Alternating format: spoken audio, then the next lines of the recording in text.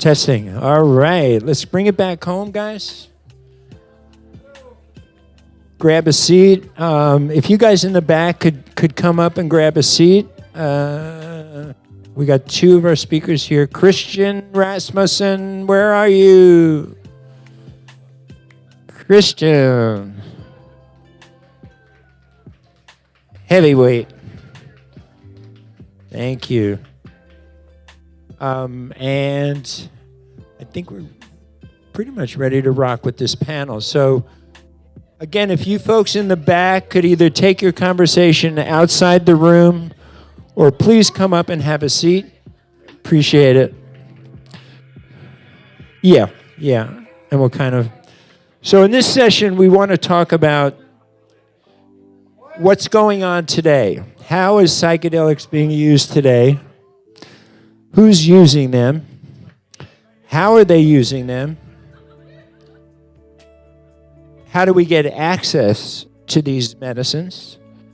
And really, this is where the rubber meets the road. So if you're interested in what's available today, we have some experts that are going to talk about the real primary topics of today.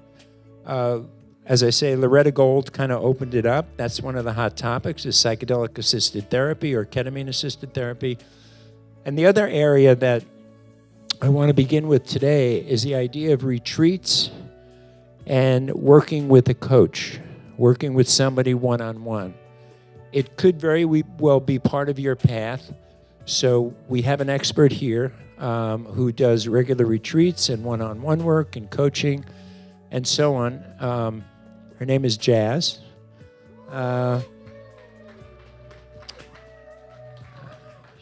She's my go-to shaman, so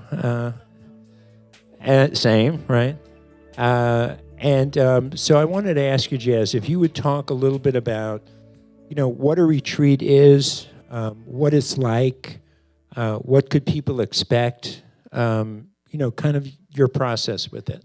Okay, I don't, is the mic on? Okay. Yeah, will you turn that mic up in the back, please, for Jazz? Thank you. Well, it starts out with intention, so we work with a variety of different sacraments. So usually when somebody will come to me, I'll ask what their intention is, what they're looking to let go of, or what they're looking to invite into their life. And then I'll kind of come up with a program based on what their intention is. So depending on the type of retreat, it could be a heart opener, so really gentle, very good for beginners, very advanced medicines like ibogaine and iboga, bufo. We work with so many different varieties. Like I said, it's not cookie cutter for everybody, and not everybody's has a different level of trauma. So it really depends. I really tailor things to what people's needs and desires are. And you work with a variety of medicines, correct? Correct. Can you talk a little bit about the different medicines and maybe where people kind of get a connection to them as you describe them? Like I said, with the heart openers, is a really basic ceremony. I like to start out with there. I like to start in the heart. The heart is 5,000 times more magnetic than that of the brain, so it's a good place to start. And it's easy for people to drop in and face their traumas and fears and open up to different realities from the space of their heart. For like a fast reset, that I would turn to like DMT, changa, or bufo. For something completely reworking the brain, I would use like ibogaine or iboga. But And you work with some pretty heavy duty addiction Correct. issues too. Can you talk about that? The difference between, you can do, it depends on the type of addiction, but you can work with a variety of psychedelics just to clear the addictions, but ibogaine is the most well-known for addictions. It helps to flatten the neural pathways that created the trauma to begin with, and then there's nothing that reworks the brain like ibogaine does for resetting the serotonin and dopamine pathways after long-term use of heroin, things of that nature, your brain gets chemically addicted, and it the ibogaine just reworks the brain like no other. It breaks that pattern. Yeah, it breaks the pattern, and it can actually bring the brain back to a predicted state. What do you find if somebody's sitting here right now and they're saying, "Gee, I'm struggling with some issues," in your experience, what's the percentage of people like? What if like realistically? Obviously, it doesn't work for everybody, but what do you see as far as your results personally? With ibogaine specifically, Just in general. So all the we have a very large success rate. I want to say 70% success rate with addicts. With other, with just PTSD and trauma, we have even higher success rate. so PTSD and trauma. Is a lot of people's problems stuck in that zone? Do you find? It's not only that; it's all walks of life. If people that want to just get to the next level, get to higher states of consciousness, or even just can be mundane things like, they want to get over a light fear of whatever, What's a protocol? What should somebody say? Geez, I want to get better. Is there a periodic, like I do a trip a month, or I see my therapist once a week, or my coach, or whatever the case? Is there any kind of It's protocol? case dependent. It's case dependent. It depends on the person's brain chemistry as well. 'Cause some people aren't a candidate to do things regularly. So if they're somebody that leans towards depression, I might stick with a microdosing course, before or after or during. Usually it's a good way to kind of stay, once you've had an experience, to stay in that kind of, in that space. Microdosing? Correct. Yeah. So microdosing and macro could, from your perspective, be very effective way to make the change permanent. Correct. Yeah. It's a good way to stay in there. And then sometimes, it's normal to fall back. Sometimes we have catalysts in life that will happen. And it's a good way to get yourself back really fast. It's good to break the patterning. I've coached people for years, and I've got more in a single night medicine ceremony than I've done with years of coaching. So it's a huge difference. I heard one psychotherapist say that ibogaine for him was worth 40 years of therapy in a single night. Yeah. It's powerful stuff. It's amazing. Yeah, thank you so much. And we'll come back to everybody. We'll open it up. But I thought first, and just a little bit about on your personal journey. Because obviously you didn't get a degree from MAPS. I started studying alternative medicine and healing when I was a teenager, and one of the first studies that it was a Gnostic book, and it spoke about how you can work with the spirit of the plant, and I was just drawn in from there, and I started to research all different types of sacred plants, and then I always imagined myself having a secret garden, and I finally got around to it. Mm-hmm. Yeah, but over the years, I started out in the cannabis industry, and then over the years, it kind of progressed. Stepping stone. It is a stepping stone for me, for sure. And then I had a child with somebody who was a football player, and he had a drug problem. So I learned how to detox people from heroin using vitamin C, and then I started to work with different plant medicines to help to get him off, and that's what it eventually took his life, but that's what really catapulted me on this path. It's interesting about people like Jazz. Do you have a choice? No, you don't have a choice. No. It's like, what, are you going to go work at McDonald's next week? I mean, that's the thing about people working in this space, and people, listen, always check out their intention and understand where they're coming from on this type of thing, because it's critical. And if they don't have the calling, stay away. Stay away. Just because it's just going to minimize your benefits from it. I don't want to say bad on people, but it's just not going to work as well as when you have the full spectrum. Right. Thank you, Jez. We'll come back, as I said. Where's Loretta, by the way? Is she still here? Oh, he's come up here so we can keep you on the panel.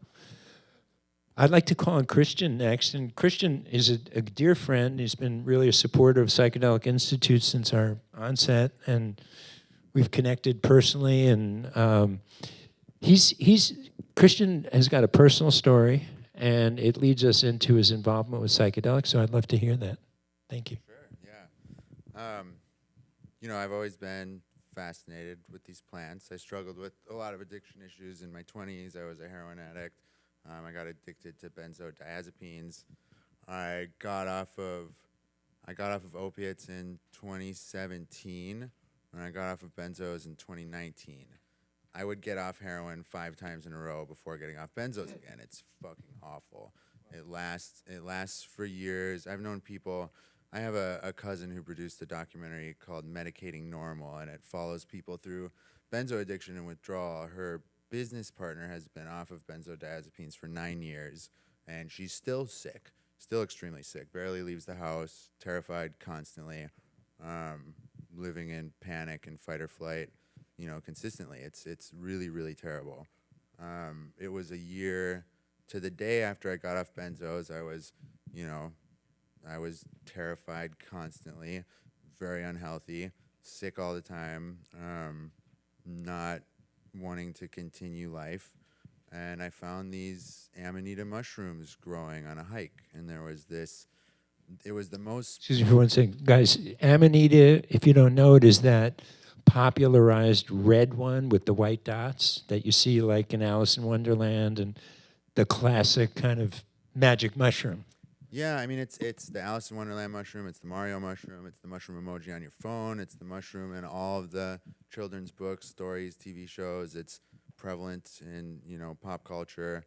It's some of the earliest, they call it the Christ mushroom. Some of the earliest depictions of Adam and Eve have them covering themselves with Amanita caps and not the fig leaves that we hear about today. It's, thought to be potentially the forbidden fruit in the Garden of Eden. The Vedic hymns, the Soma, the drink of the gods, was very likely Amanita muscaria. Some of the earliest petroglyphs are anthropomorphized Amanita deities. So it's part of our DNA. It's part of our history. It's kind of the original magic mushroom. It's very different than psilocybin or than traditional psychedelics as well, but profoundly healing, profoundly transformational. And it's, this is why it's called the Christ mushroom. But so I found these mushrooms growing. There was this unbelievable heart pull. Like I've experienced this before, with relationships, with ayahuasca, with psilocybin, whatever it may be. This heart pull was the most potent that I'd ever felt in my life. And they kind of spoke to me, and in their own language, and they told me that they had something for me, and in return I was going to do something for them. And I did some research. I picked them and went to the house and did some research and found that they hit the GABA system and the glutamate system, the 2 systems that benzodiazepines damage. So at a year out, you're not really in withdrawal. You're dealing with brain damage at that point. So and it's a damaged GABA and glutamate system. And I was literally about to kill myself. So I was done. So I was like, screw it, I'll try it. And the initial microdose, it was immediate relief, not entire relief, but immediate relief. And what I noticed was after it was done, like after the experience was done, it was like a microdose, but I still had relief. So I didn't go back to the baseline of fear and terror that I was living in. I was a little bit better. And I used it consistently, microdose daily, 3 times a day for 2 weeks, with a couple medium, larger doses in there, and I was 80%, 90% healed after that. And it wasn't just under the influence of it. It was when I stopped the regimen, I was still 80, 90% healed. It was a miracle for me. And it was benzodiazepines are such a huge issue in this society, and we don't hear about it as much. It's not. What are the common ones? So people may have heard the. Yeah, Xanax, Ativan, Klonopin, Valium, those types of anti-anxiety medications. They're prescribed to millions and millions of people. Millions of people are addicted to them in the U.S. and it's just not spoken about much because it's not killing people like opioids are. it's hard to overdose off them. But the addiction and the withdrawal are unparalleled. Like nothing comes close to the pain and the length and duration that benzo withdrawal can cause. So to me it was like I discovered this holy grail for these millions of people that are addicted to benzos. And it was 6 months later that we formulated the business. We're the first to start selling Amanita to scale here in the States, and we've expanded to 20, 30 different legal plant medicines. Amanita is our bread and butter, really. But yeah, now we're the largest in North America, potentially the world, and we're on a mission to help people. And as we've learned, and like there's no data on this stuff, so it's all anecdotal reports. We're actually about to fund a bunch of research, which is really exciting. I don't know if I've told you about this, but we're gearing up to work with this company out of Toronto that developed and patented this system that can track every physiological system in the body, and they can do it for really cheap. The guy loves us. He loves Amanita, so he wants to help us out. So we can run studies for like 10 grand, full-blown studies, so we can bring people through tapering off benzos and study the physiological responses from every system. Not only every physical system, they can monitor chakra outputs of electromagnetism, and really, really fascinating. But yeah, so I mean we're discovering so much, and the efficacy and scope of this mushroom is unbelievable and unparalleled. We're just I mean the goal is to help as many people as possible and to have as large of an impact as we can on humanity. And you decided to go even further. Amanita, by the way, for those who don't know, is 100% legal, which is kind of unique to have a psychedelic that's legal. Although cannabis is, by strictest definition, is a psychedelic and is legal here in California. You've expanded that into Kana. Yeah. Yep. Tell us a little bit about Kana. Kana is wonderful. Kana is an African succulent. It's an SNRI, so very similar to an SSRI, typical antidepressant medications, Prozac, Zoloft, et cetera, et cetera. It doesn't deplete or hijack the serotonin system, though, so one can take it consistently. It releases a good amount of serotonin. It's nature's antidepressant. It's also... You can also take it while you're on SSRIs. What? You can also take it. Mic. You can also take it while you're on SSRIs as well. It's one of the Yeah. safe one to do with that. Because not most psychedelics that pull on the serotonin receptors, you can't take it with it, but this is an exception. Yeah, and so I mean, it's wonderful for weaning off of psychedelics as well because of that. And it also has, MDA releases a bunch of serotonin, and so there's an aspect of it that can be, it's not quite stimulating, but it can create a little bit of that same rush and entactogenic feeling that MDA and MDMA creates. So it's been used for raves and parties or socializing. But really, as far as a medicine, like it's the best natural antidepressant out there. In South Africa, they'll prescribe, doctors will prescribe Kana to patients. Say, chew on this root 3 times a day, and instead of pharmaceuticals, which is probably a really good practice. But yeah, Kana's wonderful. I want to bring up a quick story that some of you may be interested in because it highlights comments I've kind of alluded to here, but you had a very unfortunate experience, and it just, I think it's such a crime that healers are being persecuted, isn't it? Is there something wrong in our society when healers, people like Jazz, Loretta, Paul, Christian, are being persecuted? Isn't there something wrong? Okay. Isn't there something wrong? And when was it? A couple years ago? You want to share that story? November 1st, 2023. You don't forget the date. No. Yeah, so I got a package at the facility in Minnesota. So I'm from Minnesota. So it's a little bit different than LA. It probably wouldn't have happened if I was here. But we got a package delivered from somebody that wasn't the typical male person. And I should have caught on, but I was busy and I was, moving around.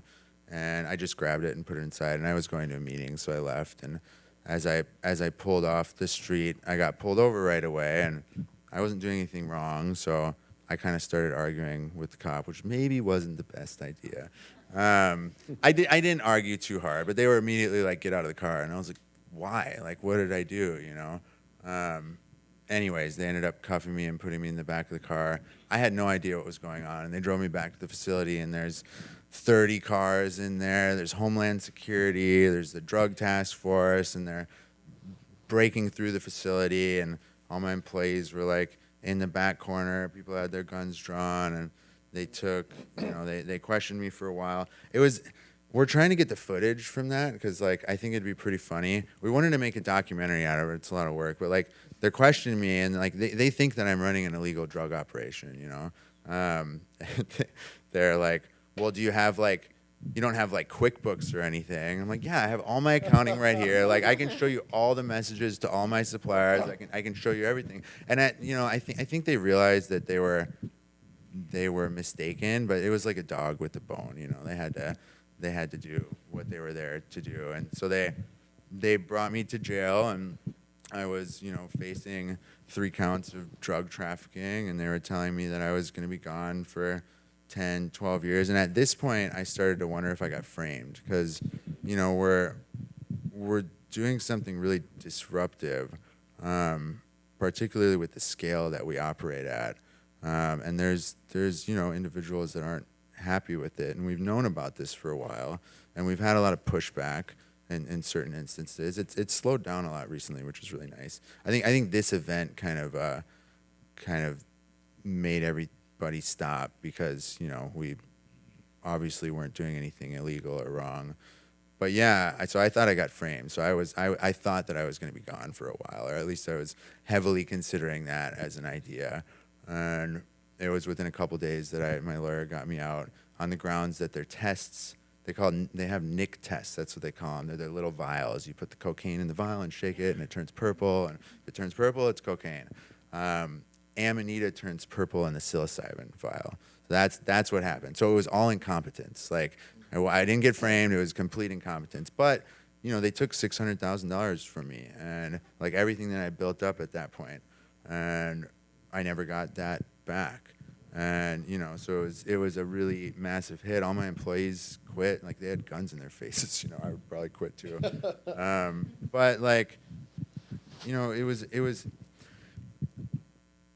at a point, and this comes back to like the intention and the calling, and like when you're running a business in this space, like it's so important that, like, for me, as it's grown, there's been opportunities to reach and to grasp and to try and make things happen in resistance, I suppose, and not going with the flow. And this is just an aspect of business. Like, this is how business goes. As one grows, there's more opportunities, and there's opportunities to cut corners. And I mean, we weren't cutting corners, but we were working with a lot of people that maybe weren't in line with the mission and the goal. And so, like, I kind of look at it as I called that in to reset where I was at, you know. And it's a good way to look at it. It was a big fucking hit, you know. It sucked.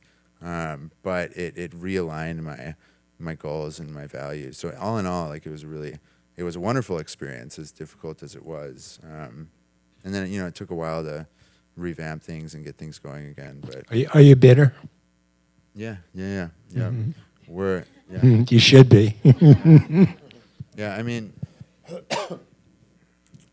yes and no. And bitter, is that what you asked? Yeah. Yeah, I mean, yes and no. Like, it's, you know, they're humans doing their job. Like, they thought that they were doing, like, they're confused people, you know. Like, they thought that they were doing something right for society based on their belief systems and their experiences. And so, like, you know, I have a lot of love and compassion for them.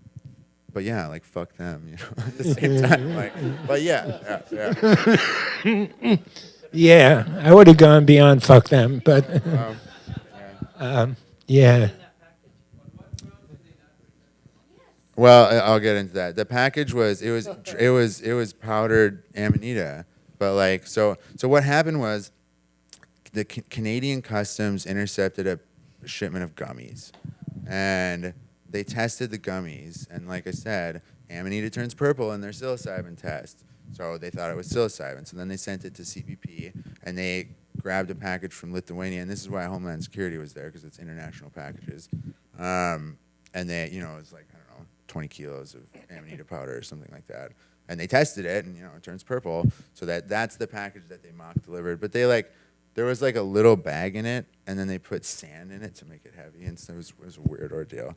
But, yeah, so that was how it all happened. What was the other question? Why they didn't give the money back? Well, so what happened was, you know, they had their test done within a week. So it happened on November. So our harvest comes in. Harvest happens in fall. Harvest comes in November, December. So this was all product from last year's harvest. And at a year out, potency starts dropping really, really quickly. So, like, you know, we were about to send all of our material. It was over 1,000 kilos. You know, it was a lot of mushrooms. We were about to send all of our material to go get extracted. Shelf life would be a lot longer. We'd infuse it into gummies, et cetera, et cetera. We'd be able to keep it for a couple years. So it was at the point that we're, like, a few days later, we were about to ship everything off to get extracted. So they had their tests back in a week, but they didn't tell. So I was waiting for 6 months, like, waiting to see if if it was gonna pop as actually something illegal when they do their chromatography tests, because, like, I still didn't know if I got framed. You know, I wasn't sure. So yeah, it was 6 months later in March, 5 months later, that I finally got word, like, you can come pick up your stuff. But by that point, none of it was good. So I mean, it was potent. It was maybe like 40% potency. Are you suing for the money? That's a whole nother story. Yeah, that's a whole nother story. Are you? I don't want to go deep into it, but just for the folks here. Yeah. I mean, I was in talks with people the whole time. So after this happened, you know, all my employees quit. I had one person. There was one way to keep the business going, and that was through an individual that I knew in Virginia, and he had a facility, and he was helping us with certain products, and so I moved everything out to him. He had it was nice at first, and then a bunch of red flags started coming up, and, like, he wasn't in line with the mission, but it was literally the only option I had. There was nothing else I could do to keep things going, and, you know, I had to keep things going. And when I got all the product back from the police, I brought it to Virginia. I also had my whole stock with him. He was shipping everything out of his facility. And in July of last year, I told him, after a bunch of red flags started popping up, I was like, I need to move this back to Minnesota. And he said, okay, I'm keeping all of your products, and if you come here, the police are going to arrest you for trespassing. Yeah, so that was another $300,000 hit.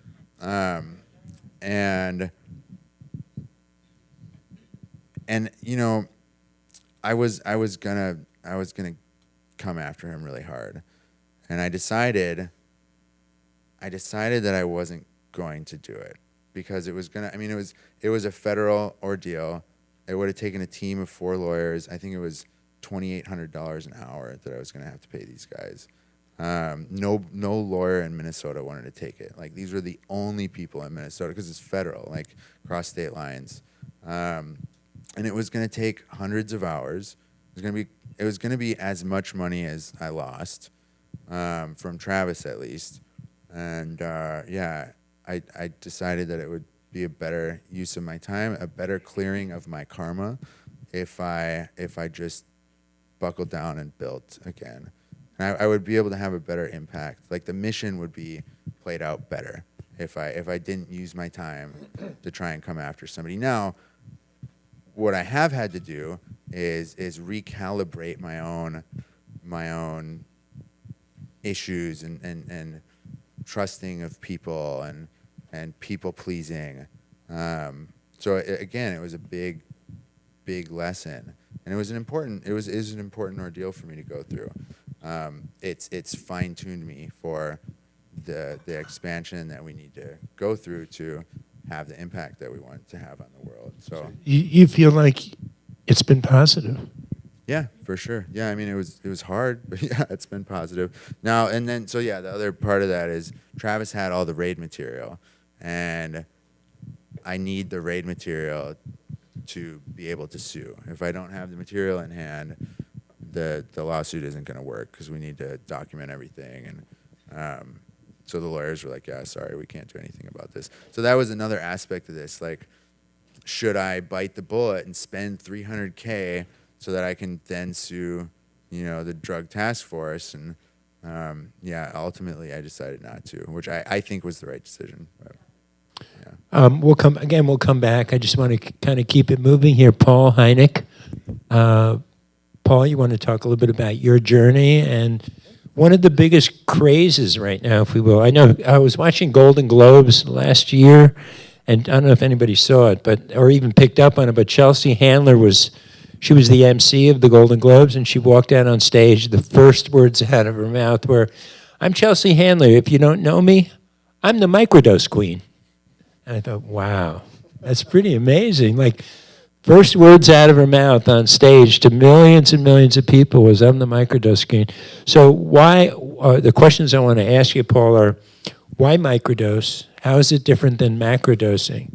And what's been your experience in terms of what kind of benefits you can achieve with it? Tell us a little bit of your story, too, please. When I was 10 years old, I put 6 hits of acid in a ho-ho and went and saw Jethro Tull. So I've been with the rodeo for a while.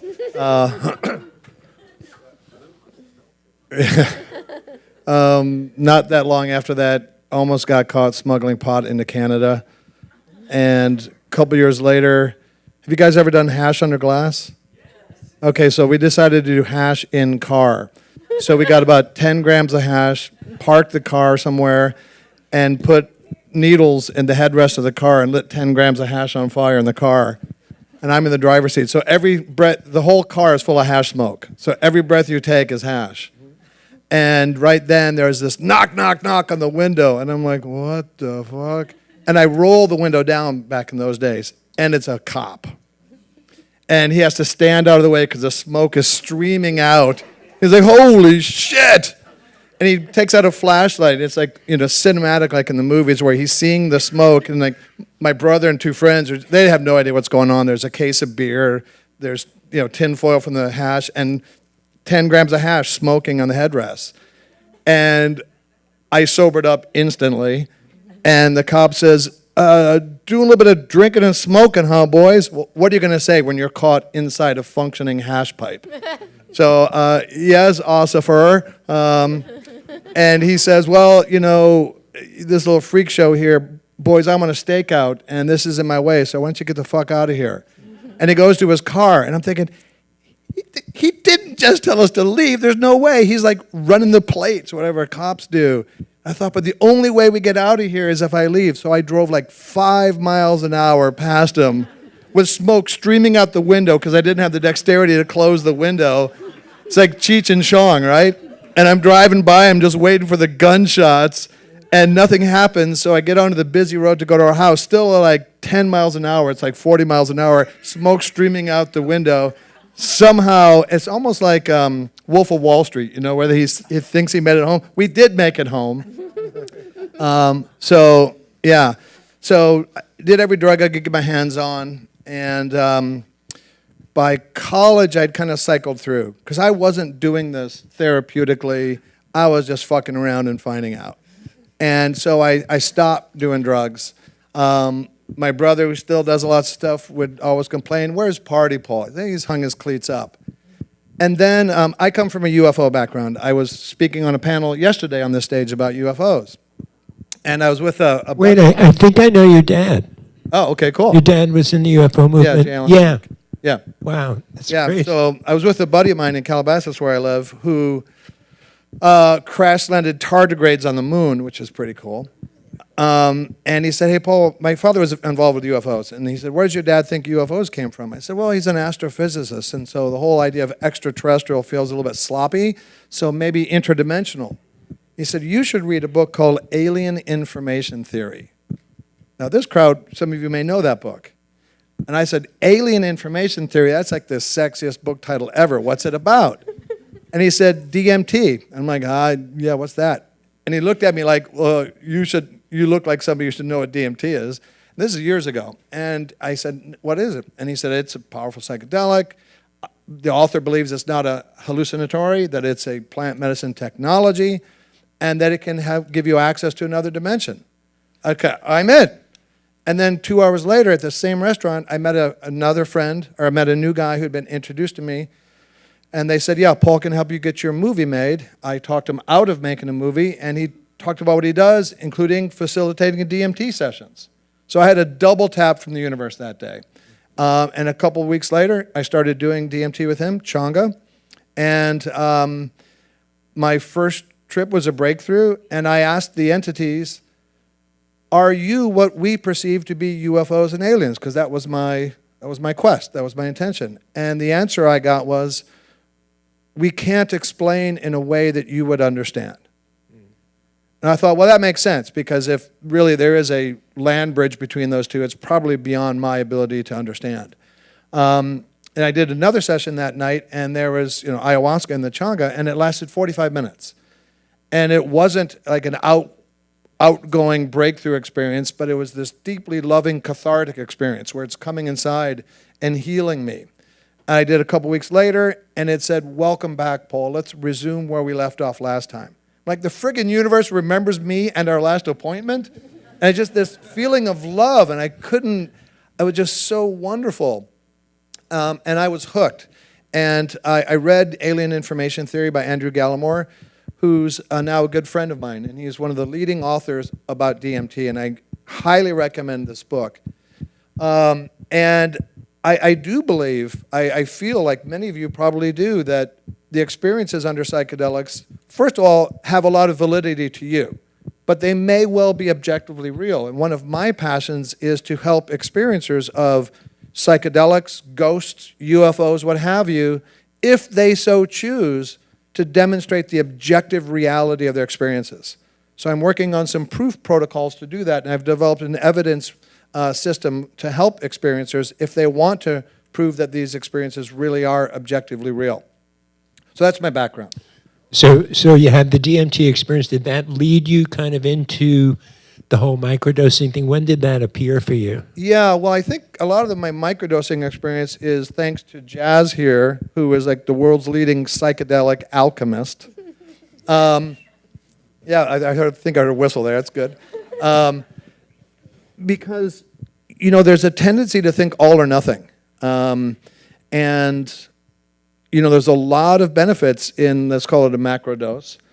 But microdosing, and she's probably got 20 different kinds, I think it's almost like resetting your heart rhythm, but like your brain rhythm when it's out of phase maybe. Mm-hmm. And, you don't have to really feel anything, like a tingle or anything, but it just helps take the edge off, allow us to think. How many of you folks microdose? This is a pretty savvy crowd. Right, okay. Mm-hmm. And there's vendors out there with all kinds of cool microdosing stuff. And I've just found it to be a really wonderful thing to do. Microdosing DMT right now, he is. Yeah, DMT is my jam. That's my thing. And also, it's not really related, but I would feel remiss were I not to point out my good friend Danny Goler, who's here. Danny, would you stand up? Danny is a experienced psychonaut who is working on experiments to show that while under DMT, if you look at a diffracted laser, you can see the fabric of the code of the universe. Pretty fucking cool. And he spoke here at the conference as well. And that's sort of between a macro dose where you're lying with your eyes closed and a microdose where you don't feel anything. That's kind of like a working mini dose, maybe, right? Mm-hmm. But that's just fantastic research. And so what's really fascinating to me is this kind of research, of trying to see if these experiences, which we as pattern-seeking mammals tend to striate and put in different buckets, may have an underlying substrate of consciousness, and that this reality can be proven simply by looking in a laser and seeing the code jump out at you. Mm-hmm. What on the microdose thing? What's the protocol? What do you find is a protocol? Just like this. I would say it's subjective. Yeah, you know, yeah, it's a DMT vape. Yeah. Yeah. Wow. Yeah, Danny's got the laser here too. So with Danny's protocol, you just do DMT and chill. Yeah, right. I just so for me, having done different forms of DMT, thanks to friends of mine, I find there's a permanence of state, which is fascinating to me. You know, when I've done all sorts of other drugs, it's like stochastic, different types of experiences. But with DMT, it's that same loving entity, and I may plunge into different depths. I may see different elements, but it's that same feeling all the time, even with a tiny puff. So for me, it sort of keeps that connection going. And originally, when I heard the idea of like a vape pen and keeping your eyes open, it was so foreign to me about DMT. But now it's become something I do every day. Well, that's the thing. Microdosing is really a form of integration, right? Yeah. You're integrating a higher level of consciousness in your daily life. Psychedelic Institute, we define it as perceptible but not intoxicating. So perceptible but not intoxicating is that level that we want to get to. Yep. The way I would say it, to add on to what you're saying, is microdosing is a pointer. It points you in a certain direction. From my perspective, all psychedelics do one thing. They create space. I don't know if you're like me, but the mind and the thoughts and the grinding is really tedious. And it's not always positive. Hammering on myself. And what these microdoses give us is a way to be in our society, in our culture, in our lives, with our family, with our jobs, but with a higher level of consciousness. It points us in that direction. So a lot of times when I'm working with a regime, with people, I say, do it once, and it'll show you a nice way to be for the day. It'll create some space where you're not ruminating and negativity and projecting fear and looking back and regrets and all that shit. Then the next day you take it, and it frees you again. Wow, just eating that little bit of whatever, MDMA or LSD or DMT, I'm free again. The third day, you don't take it, and you go, did I take it? That's the magic of microdosing, is to show you that space. That's not a drug space. It's not like an antidepressant or the other stuff we've been talking about. This is your space. It's showing you what you have, how you can live potentially without suffering. And this is such an important message here, right? So it points, and then 2 days, I think I need another pointer. And so we get on a regime of about 30 days is what we suggest, with about 3 or 4 microdoses per week with a couple of breaks. There's a lot of people that will project a certain kind of formula or regime. I think everybody here kind of agreed. I know Jazz and all the folks on our panel agree it's very personal. So what you're going to microdose, there's some iboga microdose out there on one of the tables. What you're drawn to for the microdose, for this perceptible but non-intoxicating thing, is very personal. How you use it, your dosage. I was with a woman a couple of years ago, and she said, I'm very sensitive. I said, well, these gummies are 0.25.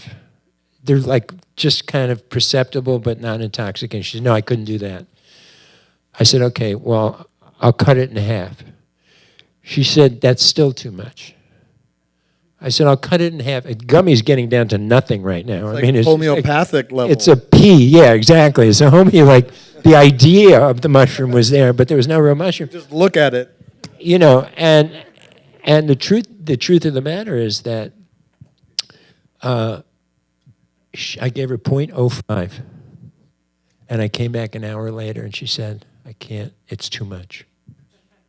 Yeah. Now, I guarantee you, nobody in this room would say 0.05 of them. You would not feel it. It's totally, I think, Jazz, you'd agree. I mean, it's Yeah, typically. There's some people that are extra sensitive. extra, except for those, nobody else feels it. Yeah. I mean, and these are maybe 5 or 10% of the general population we're talking about. But there are some psychedelic super tasters, I call them. And I've had ceremonies where people can't inhale and they just take a little puff and they're off. They'll send it, yeah.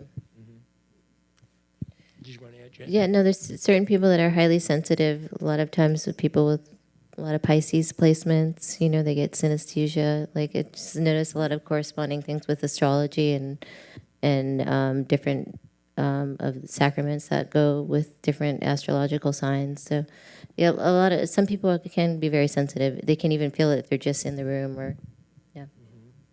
We had a talk at this year's Awakening Conference. And by the way, if you sign up on that sheet that's going around, we'll let you know about our big conference coming up. And he was a researcher, and he said, I can determine by somebody's chemical makeup which psychedelic would be right for them. Whether he can do it or not, I don't really care because I don't think that's the way to get there. I think it should be me and the medicine.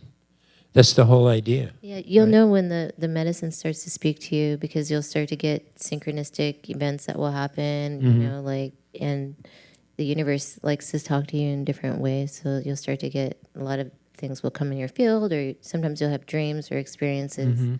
A lot of times when you decide to do a ceremony, the sacraments will already work with you. So you'll start to feel. Sometimes you'll start to have feelings. You'll start to feel the medicine. Sometimes people will start to feel expanded consciousness, or they'll start to have dreams. And because time is actually linear, it's actually meeting you wherever you're at right now. So you're actually experiencing what you would experience then, just at a lesser amount. So it begins even when you're not taking it. Yeah, it begins when you decide to start a ceremony, Yeah, to partake. Kind of like that ayahuasca story where the medicine's coming in and I wasn't even calling it, but it came in. So you want to add something to that? No. Yeah. Okay. Paul, did you want to add anything on to the microdosing type of thing? Because it is where a lot of people start. And I think it's a great way to start, but I think it needs to be integrated with macro ultimately. I guess I would say I host ceremonies, and I've now gotten over my imposter syndrome of not being from Central Casting from South America. So I'm kind of a techno shaman.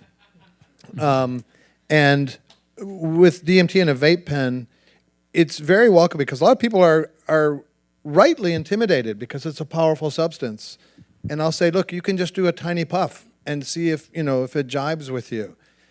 The one drawback with that is then it can make, a breakthrough dose of like 3 hits of 10 seconds seem like this big intimidating factor. Hey, Danny, are you raising your hand? Oh, sure. I forgot what I was saying, so I guess I'm done. So go ahead. There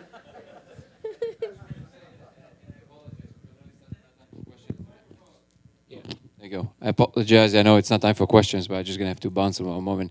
I do want to share one thing because I definitely don't consider myself as an expert on microdosing, but I have 30 years of experience, thousands and thousands of dives into all kinds of things. One thing I noticed with microdosing for me, which is exactly what you were alluding to and what you were just outlining, which is that when you do the big doses, it's more like, okay, you're on the ride. There's very little you can actually do, maybe integration after. But what I found in my own personal experience is that when you do the microdose in combination with that, you find these beautiful opportunities to actually do the work yourself with a slight reminder of what it's like. So there's like these openings to these spaces that then allow you to actually do the work. That's what I personally found where most of the change actually comes from, because I did find I cured like completely crazy OCD. I'm not talking about like cute OCD where the napkins have to be just so, but like opening the door 100 times before I left the house, like stuff like that when I was a little kid, and it was just gone. And that's the thing that actually opened the door for me to like investigate deeper. It's actually what got me deeper into psychedelics. And specifically with microdosing, when I would want to do something very intentional, it was always around working with microdosing, exactly what you're saying, with the relationship with the big doses. The big doses would show me some kind of a big opening of a thing, and I would feel a little bit more malleable psychologically, so I can actually do a little bit more of a introspection without the fear. But then if I do the microdose, it kind of reminds me, it gives me this little like, oh, okay. And then I can actually do the work and change the things inside. And to anybody, I'm pretty sure that in this room, everybody are pretty experienced. But if anybody isn't, if you're ever thinking about working with it, I would always suggest do it that way, which is just opening it a little bit. But don't just sit back and relax. Ask yourself, what can you do now that would change your behavior for good through this kind of interaction? Again, sorry for breaking the conversation, but I just wanted to add that. Thank you. Thanks, Danny. One way I look at it is the difference between virtual reality and augmented reality. Virtual reality is us, the analog creatures, plunging into that foreign digital environment. Augmented reality is we, the analog creatures, stay here and we receive some digital overlays from that digital world. And that's what I think microdosing is. And the way I was introduced to microdosing with DMT with eyes open is that it's not an escape. It's helping you deal with your world in your daily rhythm. And I found that to be very beneficial for me. Yeah, it's the other thing, and I just want to add this before we open it up to questions and so on, is that I find that I can almost get there now on a microdose. I can summon spirits. I can communicate. I can listen. I can get advice just with a microdose. Because I know that space. I know that place. I know that when I create that space, that's when the downloads come. And I'm familiar with it now because I've been microdosing. And so I don't fill it up with a bunch of thoughts. I just allow spirit to come and speak directly. Is this making sense, guys? Yeah. Yeah, so that you can almost do a macro with a micro. I've gone so far on 2 tokes of cannabis, an edible, and maybe a quarter of a gram of psilocybin. I mean, complete spiritual experience with it. So I don't think we've really even gotten the full report on microdosing. One of the interesting things is there's never been a comprehensive study. Everybody knows it works. Everybody knows it's amazing. Everybody knows they've been healed, and there's no study. There's no comprehensive. It's amazing. To me, it's mind-blowing, right? That because citizen research and a friend of yours or maybe somebody on this panel speaking to you here today said, God, these are miracles that can happen with practically no risk. I mean, generally you don't see freakouts on microdose. You don't see people having to process stuff. It just doesn't happen. It's easy. It's clean. And what it opens the door to, so I don't have to do a full experience. I can sit down, watch the sun setting, take a couple, 1, maybe 2 tokes, maybe an edible, maybe a little tiny microdose. And I know the space, and I can just go. I can go. And that's where we want to be. Ultimately, we are the medicine. And we want to do this so we don't need medicine. God didn't give us a life where we needed anything outside of ourselves. It just doesn't make any sense that he would say, you got everything you need, but you need a psychotherapist, if you really want to be happy. No, you got everything you need, but you need some acid. No, we're going to use it as medicine. We're going to get better. And we find out that all psychedelics are doing is triggering our own chemicals that we have in our body anyway. So this is where we want to get to. And because you may do a macro experience once a month or once a quarter. What's going to keep you on track for the healing? And that's the microdosing. So big fan of it. I've seen it in my own life and countless other people as well. So let's open it up. If our mic guy missed the microphone, can you come up here? Thanks. So why don't you raise your hands or see what we got out here? Anybody? Question for any of our experts? You may never have a chance to.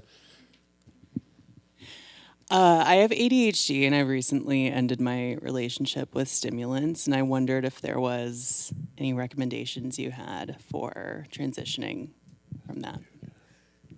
I would recommend. Are you on anything at all right now?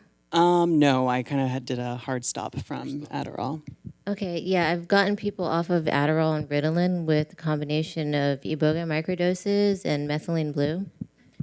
The combination of the two is really, and then if you need to make it a little bit stronger, I'll add a little bit of shilajit in there. But yeah, been able to get people off, so you can kind of like, and it's a lot healthier for you, and actually will help to rework the brain. Methylene blue donates enzymes and electrons where it's needed. It helps with the electron transport chain, but it also acts like a mild MAOI and it improves your mood. So it won't be as strong as Adderall, but it can give you the energy and focus and the similar feeling, but not exactly the same, Okay. and a lot more healthy. Great. How do I do it? Give the mic there. Just well, I make personally. I mean, I make a tincture, but if it's not palatable for you, you can stick it into a capsule, or I make like a gummy or gels with it as well. Yeah, yeah, it's fun. Can I give a any harm reduction tip? No LSD, MDMA, or any of the serotonergics at least 2 to 4 weeks after methylene blue. Yeah, it can, for people that have bad detoxification pathways, it will enhance that. But yeah, so, yeah. Yeah, the SSRI thing and the pharmaceutical thing really takes an expert like Jazz to really wind you through it. Like she said, or somebody said today, there's no real negative response with SSRIs and psychedelics. They just numb your ability to respond to them. But there's not like a negative thing to it. But it takes an expert, and not just a medical expert, a psychedelic expert, right? To know what to recommend and how to use it. But that's a critical factor. It's destroying so many people. And my daughters are on them, one of my daughters, and it just kills me. I'm sorry? Yeah, question. Well, Willis, I want to get to the I have a twofold question. I've seen an experience firsthand in Peru with a group of people and a shaman who was less than scrupulous, went into shamanic battle with a group of 63 people who are on ayahuasca, and dark entities enter the room, and dark energies came in, and stuff can happen. So, and then people can get possessed, or for lack of a better word, and become very different for the rest of their lives. Do you, for all the people who do ceremonies, do you do anything to protect the space from dark entities from entering the space? And if somebody freaks out or something, do you have a way of helping them? Yeah, so typically it's more common in ayahuasca ceremonies that people do get actual possession. I've had, I work with a lot of different sacraments, and it's rare that I've had I've only seen it happen in ayahuasca. The other sacraments, it's not so common. If I know that I need to get something out of somebody specifically, then I'll stick with 5-MeO DMT, and I'll pull it out. So I've studied shamanic practices for many years, so I know how to deal with something that when it arises. I also I have other guardians that will help me. So if we're in the space and something does happen, we'll isolate the person, make sure that the container is safe, and then move on from there. But yeah, we've had all sorts of fun things pop up. But it's typically usually during like an ayahuasca, and I've only seen it happen one time. We get asked the safety question a lot, and I always say the same thing. I say, what's 44 veterans killing themselves every day. It's unsafe. 1 out of 4 people on awful drugs in America. What's unsafe is war and the murder of children and women all over the world, and men, and that's unsafe. The amount of bad experiences I've seen over 50 years now has been so minimal that it's just not part of my shtick. But they do happen, and there's no question about it. I'm just saying what's unsafe is if we don't get medicine to the world, we're going off the cliff. I don't see any other out but psychedelics, personally. That's just my viewpoint. It's not maybe correct, but if people could awaken to who they really are, that divine energy, they'll stop killing people, stop killing themselves. Addiction. You know, has anybody here ever met anybody that's known anybody that's committed suicide? Anybody? Right here. Huh? Yeah. Me over here. Yeah. Yeah. And how many people here know somebody in either in their family or a friend who has addiction that's killing them? Anybody? Yeah. Yeah. So there's a lot of things that are unsafe. But somebody mentioned it earlier, Stephanie did, there's no overdose on mushrooms. We haven't found it. A gram is a trip, 2 grams is a trip. People have eaten 200 grams and not died. Yet the child can walk into the alcohol cabinet in their home and get access to poison. Something's wrong. That's unsafe. That's unsafe. And if there's going to be some collateral damage, so be it. So be it. That person who flipped out, in my estimation, he was flipping out anyway. He was flipping out anyway. That's my perception. I'm not saying it's correct. But they were heading in that direction. There's a message from Didi from India. Yeah, beautiful. And Do we have a cannabis question? Somebody mentioned cannabis and... Methylene blue, cannabis and methylene blue. Oh, okay. Whatever the question is fine. Yeah, go ahead.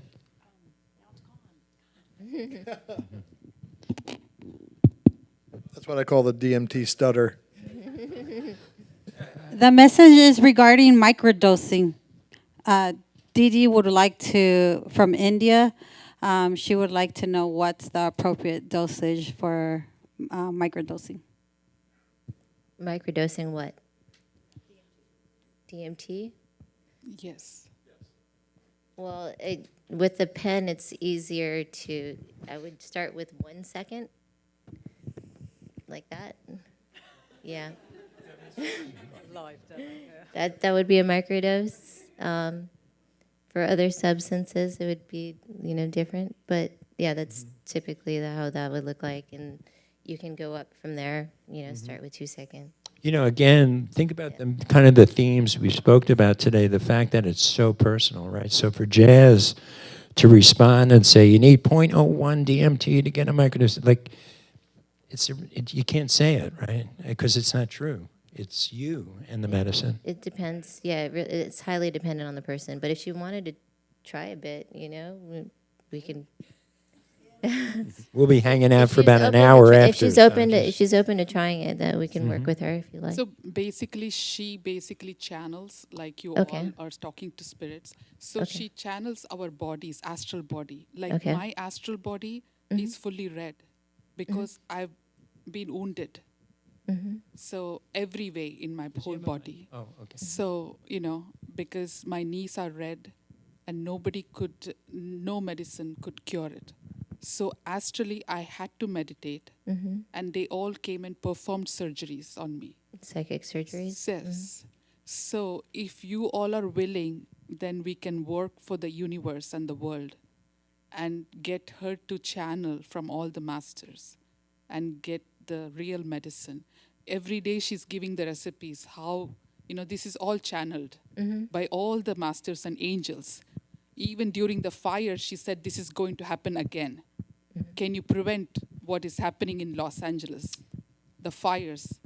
She said how it was created from the channel messages. Maybe some folks that are interested, this could hook up. Again, we're going to hang out for about an hour at 6, so find more. We're going to kind of bring it back to psychedelics for right now and keep our audience in tune with what we want to deliver here. Thank you. Thank you for sharing that. I'm sure there's real power in what you said. Thank you. More questions? I realize that it might be, as y'all have been saying, very specific to a person, but for alcoholism, is there a particular drug or protocol that will help with alcoholism? So we'd have to get them off of alcohol first. There's, to help with, DMT has actually been helpful for people that have addictions with alcohol. The problem with coming off of alcohol too fast is people can go into seizures. So typically, if they wanted to do something to reset the receptors like ibogaine and stuff like that, we would have to get them off of the alcohol first. And there are some psychedelics that can help with the process. You know, I like to use like, it's not a psychedelic, but it's also a little bit controversial. It's the GHB, but it can be helpful for alcoholics because it'll give them a similar type of a feeling. How about microdosing for alcoholism? And Yeah, like I said, DMT. People, we've had success with DMT. You know, for others, it's been peyote. It just depends on the person. So people that have like an indigenous background, a lot of times peyote will be, you know, a helpful one. Thank you. You're welcome. it may be, you may have to explore, you know, and find out the right one. Because even with the addiction thing, psilocybin's been shown to be proven to be. Mike Tyson tells his story on podcasts all the time about he never drank a drop of liquor after one DMT trip or drugs.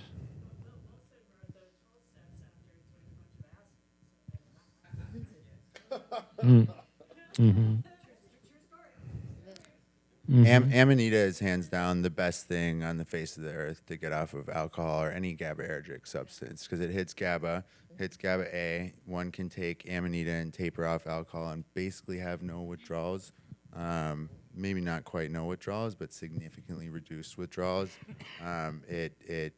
It substitutes that feeling. It has that GABAergic activity. Yeah, it's. I mean, we've probably heard 1,000, 1,500 stories from customers about getting off alcohol using Amanita. So, yeah, highly recommend Amanita. Yeah. You know, once you dive into this world, you live in a world of miracles. You know, it's pretty amazing. The hopeless have hope. It's amazing.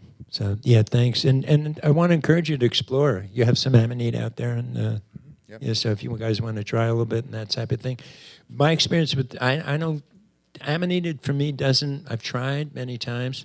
It's not my particular substance, even for microdose, and that's where everybody's different. Everybody's different. More questions? Hi, thank you also for your deep discussions on this stuff. So I was wondering what everyone's thoughts are on CPTSD and OCD in like the autistic brain and how ibogaine or like microdosing mushrooms might help with that and what the differences might be.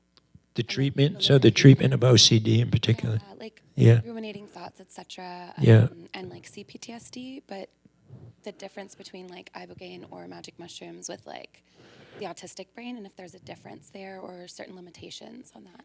Well, autism typically has to do with high levels of heavy metals in the brain.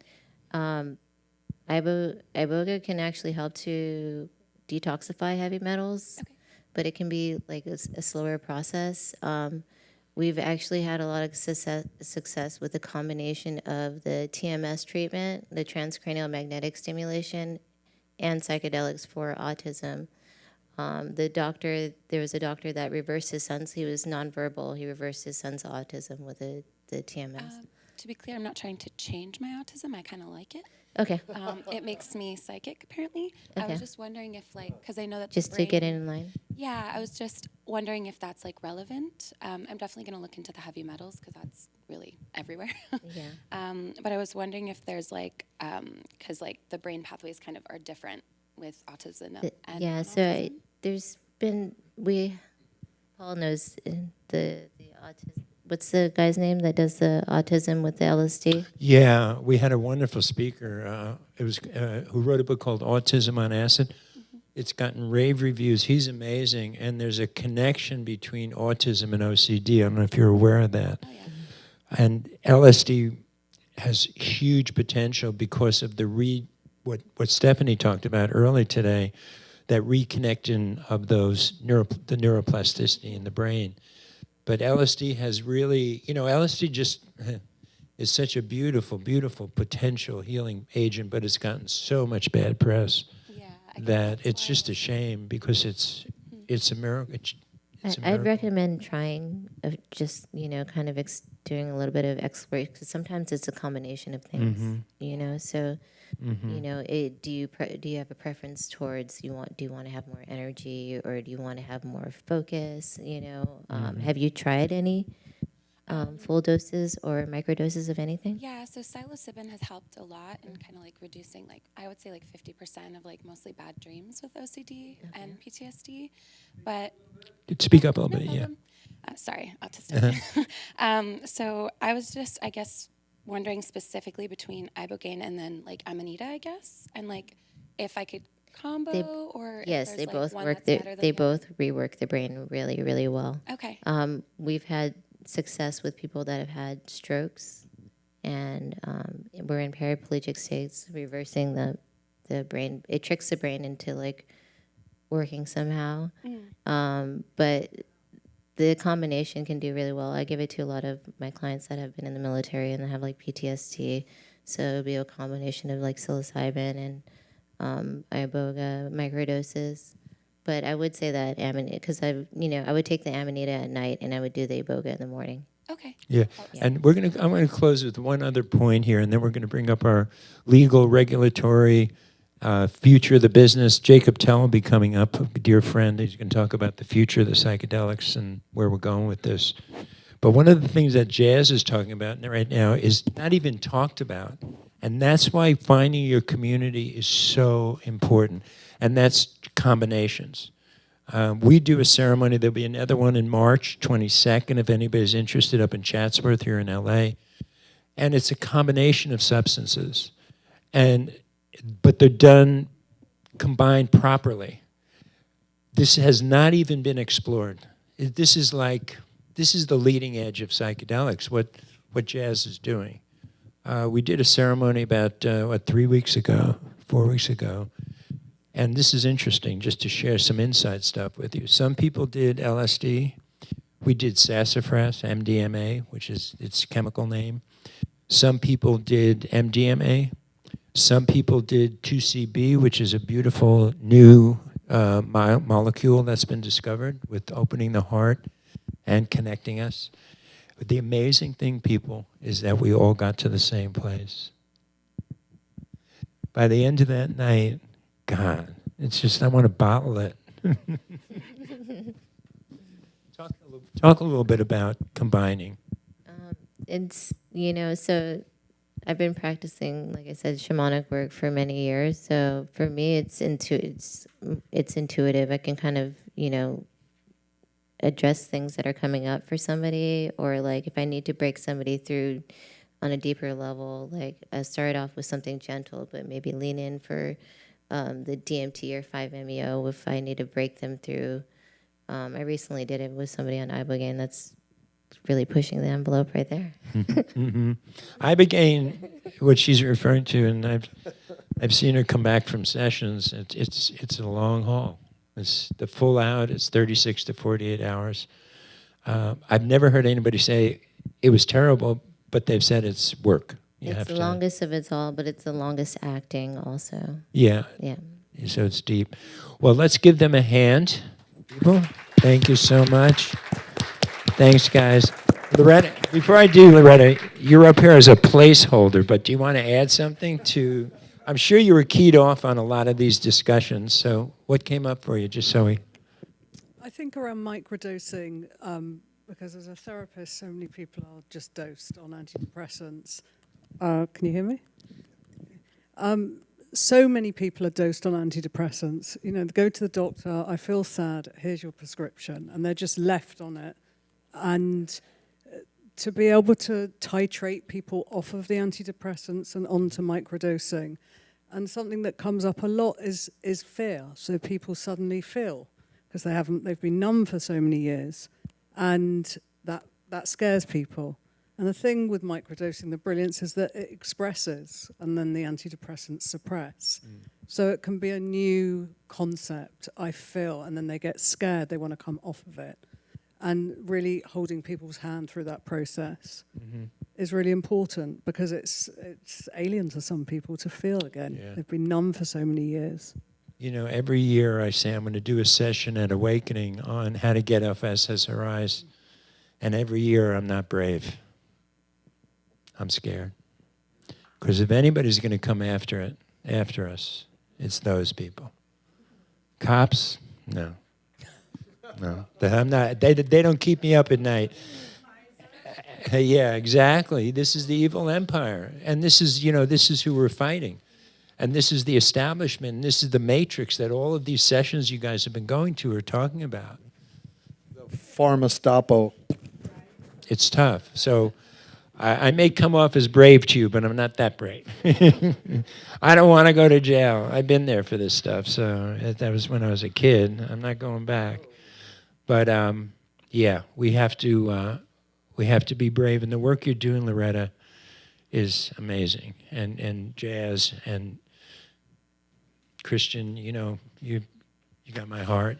And Paul, thank you so much for adding that. We had a nice kind of DMT little, and you watch the guy doing DMT. Go home and tell people that, you know.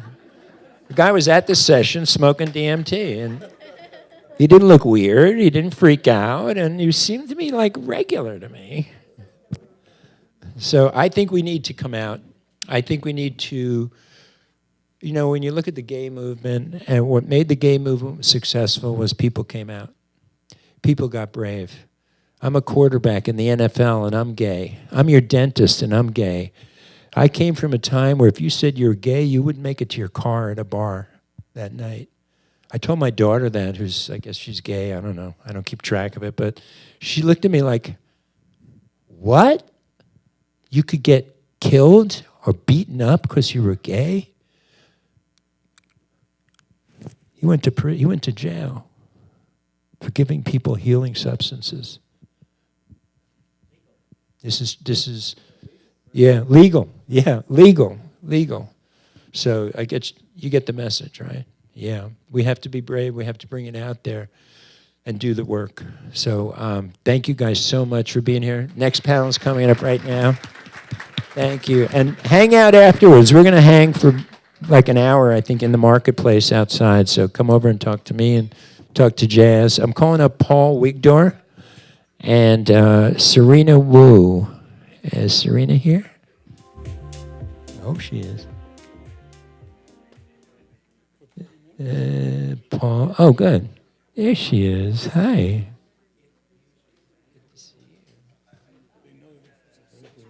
Let's go. We're going to start right up. Thank you. We're going to start right up. So just please stay seated. And we'll move to our next panel here. There's not quite enough time for a break, so if you need to run, go run, but please come in. And Jacob Tell. So, folks, please, if you're going to talk, please take it outside, guys. Paul, take it outside. Thank you. So one of the issues that came up today is the idea of community, and the first person I want to introduce to you is somebody who's done more to build a psychedelic community than anybody I know on the planet Earth, and that's Jacob Tell. He's been a friend. He's brave. He's brave. Risk takers. Risk takers, yeah. And he's committed. He has the calling. So Jacob, I'd love for you to share a little bit of your story of District 216, its roots up in Santa Barbara, what it means to you and what it means to people here. Well, thanks for having me. I mean, this is the community. You said, like, we are the medicine, right? To an extension of that, something that I've seen firsthand throughout my life in many ways is that the community is absolutely the medicine. And so my personal story with psychedelics goes back to my teen years with music and music communities and recreational side of things. And that's really where kind of the impetus for all of this came from. I've always been, creating events, mostly in an entrepreneurial context or like a media education context. And then when the pandemic wiped out all the humans in our building, as I say, and I'm sitting there going, what am I going to do with the space that we have? My day job being a marketing company, I'm looking at I want to do more community building and more event production, I look back to like what are the pillars of my inspiration and what's formed for me, and we came up with four main areas of focus, which is art, music, cannabis, and psychedelics, and that's been what the foundation of everything's been built on, along with this notion of normalizing access and policy around psychedelics and cannabis. So just normalizing the conversations, having spaces like this that we can have these discussions. And so we created a psychedelic social club in Santa Barbara, where we happen to be. There's a lot of wellness and consciousness folks through Ojai and the Central Coast of Santa Barbara, so it ended up being a pretty cool place to put some roots down and try this out. And at the end of the day, I approached it more from that media event production angle, but after doing, I don't know, maybe 3 dozen events, there were folks that, kind of came out of the shadows, especially the baby boomer community, that didn't necessarily have a place to go and talk to family members or friends about their psychedelic experiences, and tell me, this group here doing these consistent events week over week has provided a sense of healing, a sense of place, a sense of connection. And to me, that became the calling card for everything we do. And back to that notion of community being the medicine, I think that's really the key takeaway for me. And what do you offer people at District 216? So we have two kinds of events that we produce. We have a smaller weekly Wednesday night series. We usually have between 20 and 40 people that come into the space. And we'll do interviews with, actually Paul here has come and been interviewed. Stephanie, who you saw earlier tonight, also has come a couple of different times. And we have some really fantastic speakers. But we also every month do roundtable conversations where it's just an open format for people to listen and share. And we'll also do interactive workshops and documentary screenings once in a while. So we have these different event types. And the idea is that you have a consistent place to come week over week and connect. We always have networking and then the event itself. And then the second type of event, we do these marquee events a few times a year. And I know you've been there. Love them. A few times. Maybe all of them. I don't know. No, not quite. But Yeah. And hard driving back at 1 a.m. from Santa Barbara, but I do it. It's worth it. It's worth it. But we do them around a theme or a topic. So we've had like a veterans and PTSD and psychedelics event. Most recently, we did our art and psychedelics, and coming up in March on the 1st, shameless plug, March 1st, Santa Barbara, we're doing our sexual healing and psychedelics marquee event. These are more like 250 people. The first half is a seated type of thing with discussion panels and a fireside chat, and then we get rid of the chairs and it turns into more live music and networking and hanging out and that sort of thing. I've been doing events since I'm 7, literally. So I have a little pride, right? Well, I went to his first event and I was humbled. I thought we'd do great events. And then, they have great bands come in and play at these marquee events. There's such amazing socializing that's going on. The speakers are always top notch. There's wonderful little areas where you can kind of sneak away and talk to somebody. The food is fabulous. You're just the first class. It really is. You can always find Paul up in the Terpene Lounge upstairs as well if you're looking for him. That is true. I hold court in the Terpene Lounge. That is true. So thank you. And again, district216.com. Is that it? So if you're interested in it, take a look at it. If you're near the Santa Barbara thing, you got to start going to the events and getting plugged in. And like so much like Jacob, we don't know where this thing is going. We don't, him and I, we commiserate every couple of weeks together. How do we make a living from this? How do I pay my mortgage? This is all good work. But the truth is we trust, that's just the truth of it. And we will be out at the Psychedelic Science Conference in June in Denver. We're going to be doing some sort of evening offsite programming as well. So if you're out there in Denver this June, we'll have some information going out soon. Beautiful. Our next, thank you, Jacob. I guess give him a hand. Thank you. We'll ask him questions. Serena Wu. Serena is one of the brave lawyers that are helping us and supporting us and giving us real-time information. And one of the things that concerns us all is the legality thing. Nobody wants to go to jail. And we shouldn't have to go to jail. And it's a tricky, tricky little thing that she's helping and leading. I think, Serena, if you could give a little bit of your own background with psychedelics and how you got into being a psychedelic lawyer, which is that fair to say? Yes. Okay, yeah. And then give us a good update on what's going on legally would be terrific. Thank you. Yeah. My name is Serena. I founded Radical Law. It's spelled Radicle because I wanted to empower change makers, particularly those in the psychedelic space. People like Jacob, who's doing what he's doing. As you know, many of the substances are Schedule 1 substances, so they're not legal in federally or in any of the states. And there are some substances that are legal because they're not scheduled or they have a lower schedule, so they need a prescription from a doctor, like ketamine, and then you can use them. In terms of what's going on in the legal landscape, there was a lot of movement in 2021 and 2022 to legalize psychedelics throughout the United States on a state level.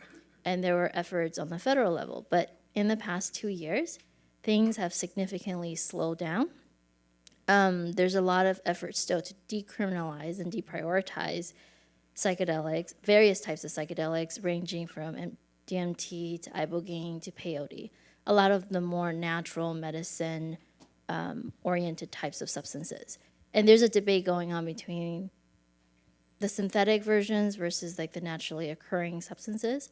But putting that aside, there's a lot of decriminalization efforts, and on a state level or a citywide level, like local jurisdiction level, there's a lot of what's called deprioritization. It's in effect, the law enforcement officers aren't going to enforce these laws, but that doesn't mean they can't. So, for example, in Oakland, there was an entity, it was an organization, it was actually a church, and they were selling a lot of psilocybin from their space. And just because Oakland is deprioritized, that doesn't mean the law enforcement officers will not be able to enforce. So that's a distinction to be wary of. I can't list all the names of the various jurisdictions because there's actually a lot of cities, whether on the East Coast, West Coast, or even in places like Minnesota, like Ann Arbor.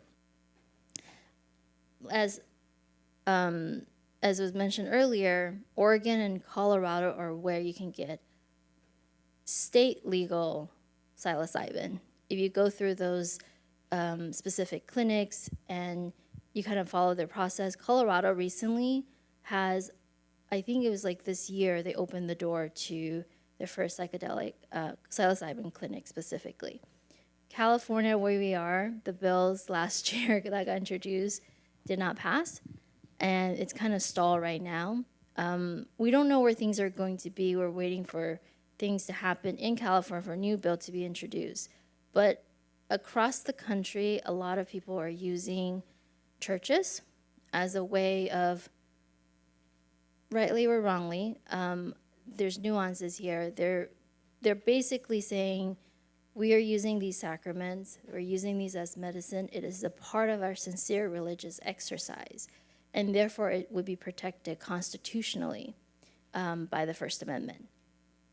And in some states, without getting too complicated, in some states they have a similar version of a federal statute that protects constitutional use or religious exercise.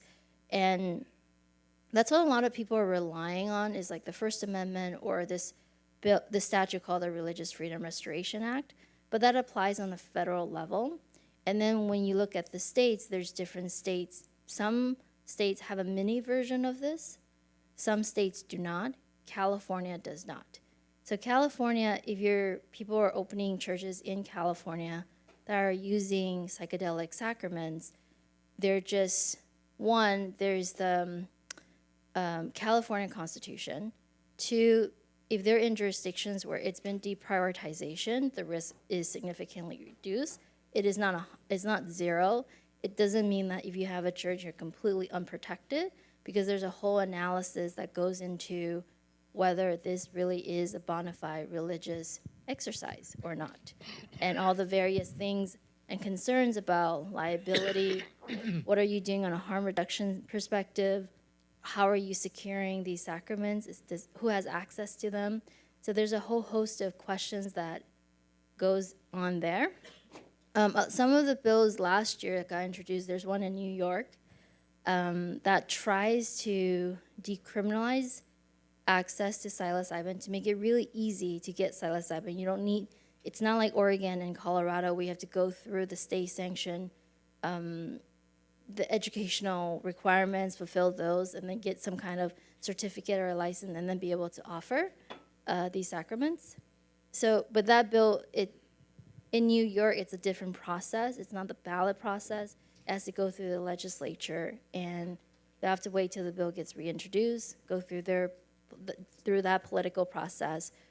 But all in all, what I'm trying to say is, like, on a federal front, many of these substances are still illegal, and there's limitations to what you can do with that. So people they do research. There's biotech companies in Canada as well as the US. If they can get a DEA exemption to study these substances, they can go through that route. But takes very, very long time. And many people are suffering right now, and a lot of people are kind of resorting to whatever they can do and access, and they're really taking on the risk themselves. A lot of businesses are, if they're not in the black market, if they're not in the legal market, then they're kind of like in this gray market.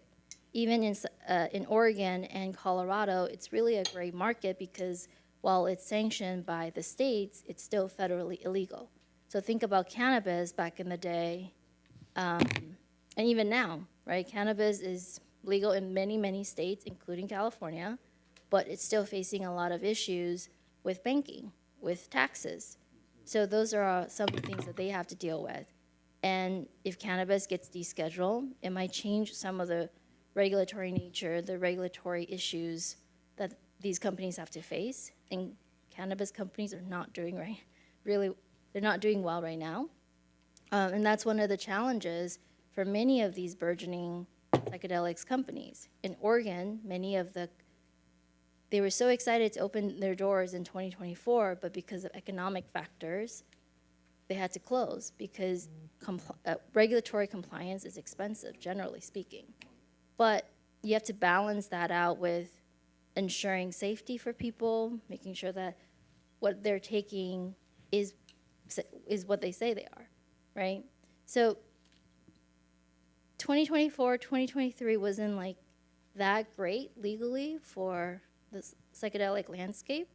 But however, I think there's going to be renewed enthusiasm. We'll see what happens federally with the political appointments. And we'll see what happens in California. But generally, at least, like, there's enough people throughout the country that are just trying to chip away at trying to create legal access to these substances and taking on risks. Really, Yeah. There's a lot of individuals taking on risks. Thank you for sharing that. Thank you. A question? Did you want to add something? Yeah. Yeah, please. I just want to share one little anecdote to your point about the cannabis space. We're a psychedelic social club that is not product touching in any way, shape, or form. Our revenue streams are comprised of selling memberships on an annual or monthly basis, selling guest tickets through Eventbrite, or selling sponsorships to the events. And Stripe, one of the biggest credit card processors, shut us down for being a cannabis company just a couple months ago. And because of that, our local Santa Barbara-based bank that I have a 20-plus year relationship with on my day job, shut us down as well, just following suit with Stripe. And so making, claims that we're a cannabis group that is product touching. And so it's very, very touchy out there. The regulatory landscape is full landmines. luckily we were able to find a cannabis-friendly alternative, both credit card processor and bank. But it happened right through the holidays and was not a fun couple of month process. So I just wanted to share that even if you're adjacent to psychedelics, cannabis, it can be a really tricky landscape right now to navigate. And Yeah. may I add? Did you want to add? Yeah. Yeah, so similarly, I'm a law firm. I also faced similar issues when I was trying to open a bank for my law firm. I do not touch any substances whatsoever, and what I do is legal and ethically allowed. But very similar issues because, again, it's a function of federal laws you have to deal with, state laws you have to deal with, and sometimes even municipal, local rules as well. Can I ask a quick question? Yeah, please. So do you think, I know that the new administration has only been in for like a month and RFK hasn't even been appointed yet, but reading the tea leaves, do you see any sort of shift to more federal leadership in this area with the new administration, or do you think that it's still going to be state-driven? I think it's mostly going to be state-driven because federal government is going to go slowly, and I guess if the president has some, if he's like a strong proponent, then maybe, but I'm not seeing anything from that perspective. I mean, there's Robert K. Kennedy, he did say he's supportive of psychedelics, so that's helpful, but again, that is if he does get appointed, and I don't know if psychedelics is the top priority in their agenda whatsoever. And I think, as you have seen with cannabis, it was largely state-driven. It still is, right? And they're talking about descheduling, but we don't know. I haven't heard anything about actual descheduling yet. And so that's still waiting and, just seeing what's happened with cannabis, I would put my faith and hope on what the states are doing. Yeah.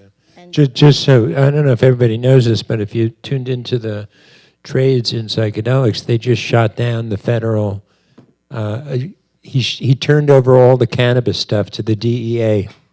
The new DEA director is an old school war on drugs guy, so we're just taking more steps backwards. It's not going to happen federally. No, I don't think so either. RFAs. I mean, I couldn't believe it. It was announced last week that you saw that too, I'm sure, that they turned over all cannabis stuff at the federal level to that's who arrested me. In 50 years, that's as far as we've come. All right. Paul Wigdor, dear friend and master at business. You teach business and investing. Love to hear a little bit about your story, what got you here, and then, this particular conference has a lot of entrepreneurs, a lot of people who are connected to entrepreneurs. There was, 250 exhibits, all entrepreneurial. I didn't see one major corporation here over the last 4 days that I knew of.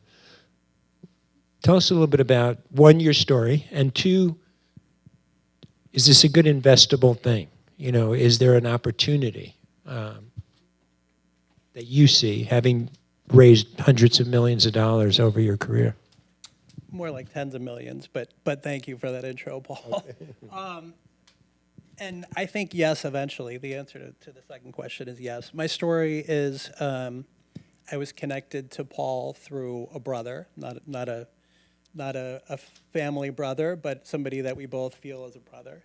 And about a year and a half ago, and it was kind of love at first sight. Paul has really helped me going through a dark place in my life, always kind of struggling with my ego, not really being able to get out of my own head. My dad had bone cancer and a bunch of other cancers. I was suffering at the time that I met Paul. And psychedelics were a very meaningful addition to my life and something that I've embraced. And I'm just starting down the journey, I think, but I want to keep going. And one of the reasons why Paul and I partnered, as he said, is that I've raised money for traditional companies, brick and mortar, and tech kind of companies throughout my career. And I'm always interested in the next thing, the next frontier. And Paul has been living this life really for decades. A real true pioneer and somebody that I think we're blessed to have in the community. And he had companies coming up to him, people like Jacob saying, how do I take my business to another level? How can I raise money? How can I attract investors? And in the beginning, I was extremely gung-ho. I loved the idea. I loved being, kind of, as I said, embracing the psychedelic community. And I can tell you, and I still love the idea, and I still think the answer is yes, eventually, about the investability of this, but it's really, really hard. I've raised money for, I raised millions of dollars for a mezcal company that was actually a good investment. It got bought by Bacardi. People made some money. I've raised money for bars. I've raised money for these things that are legal, but as you mentioned before at another panel, I mean, they're poison. They kill much more people than, they don't help anybody.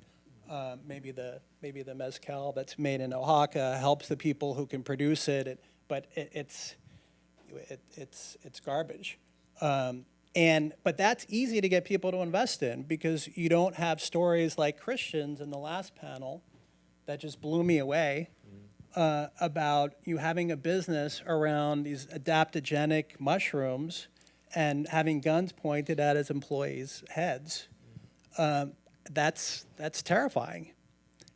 And so as I've seen opportunities, as I've gone out to my network of investors, the idea, I think, is attractive in the beginning. I mean, we're in the beginning of this movement, and this is life-changing, and you try this can really, this can be more impactful probably than anything else that you'll do. But then when it comes to, so high level, oh yeah, this is a great idea, but then when they start breaking down some of the issues that you guys talked about banking and how all these transactions and how we're going to pay taxes and how shipments work, people get scared. And I know Paul, you talk about bravery and all, but a lot of people that are looking to invest money, I mean, sure, they're doing it because hopefully it's something they're passionate about, but they already have some money, and they're like, why am I going to take this kind of risk when, again, I can wind up investing in a company selling legal product and having $600,000 worth of that product seized, and there's really nothing they can do about it. I mean, that's terrifying to people. So I think that it's a journey. I think we're still trying to find the right companies to work with, and maybe it's something like District 216 that Jacob is doing that's kind of psychedelic adjacent that we can first tackle before it's something more, I don't know, more hardcore that they're actually selling substances. But it's a journey, and I think that investors aren't quite ready for it, but I think the time will come. And I also agree with the point in the last panel that probably it's not your local police officer, but as that time comes, what's Pfizer going to do about it? When I think about investing in a company, say, that's maybe a gray market supplier of psychedelics, what's Big Pharma going to do when they get their opportunity? So lots of question marks, but I think at the end of the day, we're all passionate, we all believe in what we're doing, and there will be opportunities. And I think that really to make this, to get the psychedelic community to continue to raise it up, to be able to spread the word of plant medicine, you are going to need money, you're going to need investors. The world revolves around money. So we need to figure out the right way to tell the story, get people comfortable, and make that happen.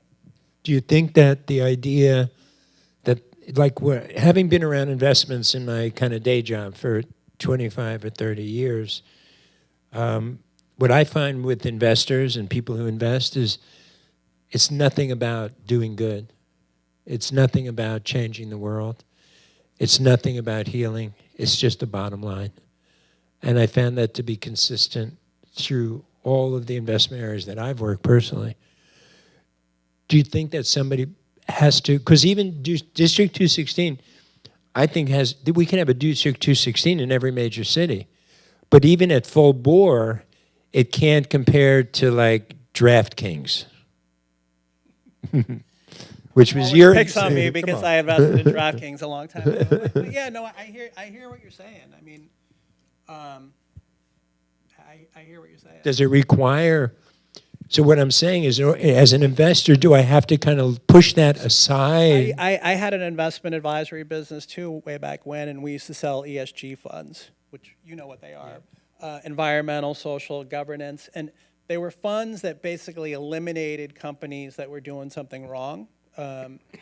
And a lot of people were really interested in looking at it, but then they'd ask the question, like, what companies are you eliminating and how is that impacting performance? So it's a long story to basically say that I agree with you 100%, that for the most part, investors are interested in the return that they're going to make and not really in the impact, but that's for the most part. I mean, there are definitely people that think differently that will probably be the pioneers in this movement, and then the rest will follow as things get a little bit smoother and less hairy and less risky. So the belief, the calling might be a factor to attract money for something that's not a killer home run for an investor. You know, I mean, it's like, sorry, Sarita, just real quick, I was just going to say, like, if I want to start my own company, I mean, the first people that I'm going to go raise money from are my friends and family, right? And then I can kind of branch out as I get some traction and my company is bigger. But those people, the people that really believe in me and are going to be passionate on what I believe in, those are the first people I'm going to go to. So I think it's similar to this. I mean, we need the quote unquote friends and family in the psychedelic world to get out their checkbook and support some of these companies, and then others will follow. And I just want to add, this is actually part of the reason why I entered into the psychedelic space. There is a way to kind of address what you're talking about. A lot of times it's all about the bottom line, the one thing, how much money you're making me.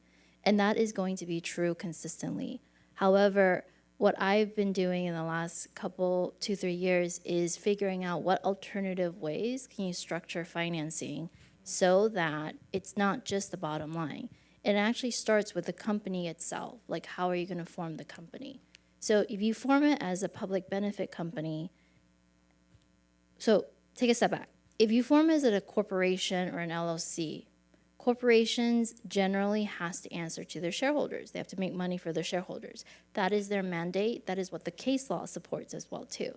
So when people form as a public benefit corporation, it's called benefit corporation in California, but similar concept. Then what that allows is that the directors, the officers, when they're creating this company, the founders of this company, they can have a mission in that company. And the directors and officers have to do and take actions to make sure they're doing something for the benefit of this mission. So that means it allows them to consider other stakeholders as well. And it also protects the officers and the directors because it's their fiduciary duty to do so. Whereas if they're just a regular company, it's their fiduciary duty, the directors and officers, to make money for the shareholders. So when you have a legal structure that allows people to think about other stakeholders, then it could also integrate impact into the DNA of the company as well. With an LLC, LLC are formed, if you have a partnership, 2 people or more, it's all by contract. You could write it into the contract itself, and you can make sure it stays with it and makes it really, really hard to change that provision or many provisions so that as the company grows, as the LLC grows, or a benefit corporation grows, that mission, that part of the impact stays with the company. So there's a way to do it legally by creating a specific type of company or adding certain things into the contract itself. But also from an investor's perspective, if you find people who are more aligned in terms of the vision, who are supportive of you, who are like your friends and family, they're supportive of you, then it's a little bit easier. Because there are investors out there, and I've worked on some of these deals where you're considering hybrid structures, where you have a nonprofit owning a for-profit. How does that work? Or you have bring in investors that's going to come in, but they give you friendlier terms on an equity level. I mean, if you can find those investors, then that's great, because then there's a different reason for why they're making that investment. Or you could structure the company, the whole financing in a completely different way, so that the investors are not taking equity, but they might be sharing revenue, they might be sharing profits. So there could be creative ways to do so, but I think the criteria is you need a company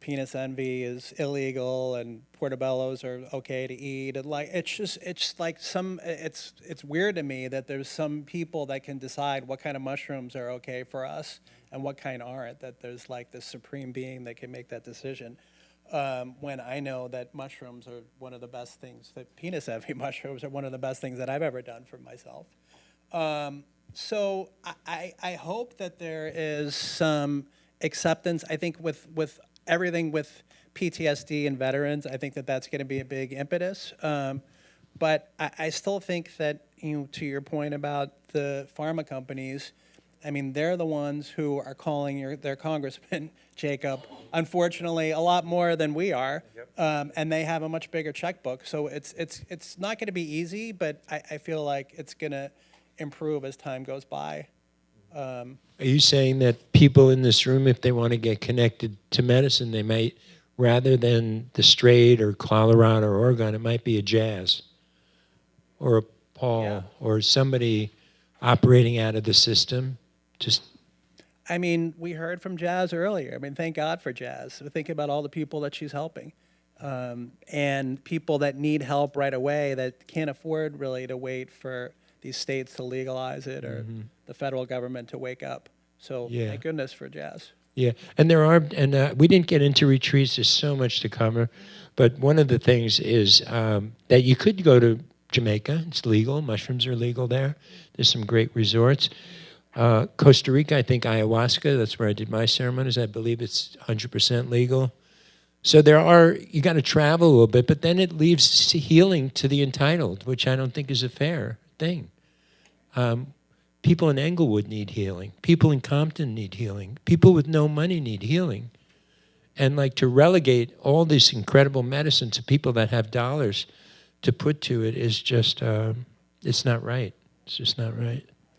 I want to add, there is a church in Arizona. It's a peyote church that's open to people who are non-Native Americans. They have a really long wait list. But it's legal. And because Arizona has a statute that allows people to use peyote for religious reasons, and it's an explicit statute. It's not like what people are trying to do in other jurisdictions with churches and trying to just hope that the First Amendment will protect them or the state constitution will protect them. Yeah, well, that's it for us here. Can we give the panel a hand, please? Thank you, guys. Yeah. So we've got some time to hang out. They gave us that space in the lobby. Please come over there. I'll be out there. If you want to talk to any of our speakers, take advantage of it while you're here in Los Angeles and connect with these experts. And thank you so much for coming. Thank you, Paul, for hosting. Thank you, Paul. You're welcome. I find that nothing excites me in life except consciousness. That's just where I'm at. You need a business card with your tagline on that. Yeah. Well, I know for Jacob, it's fish excites him. The band, not the organism.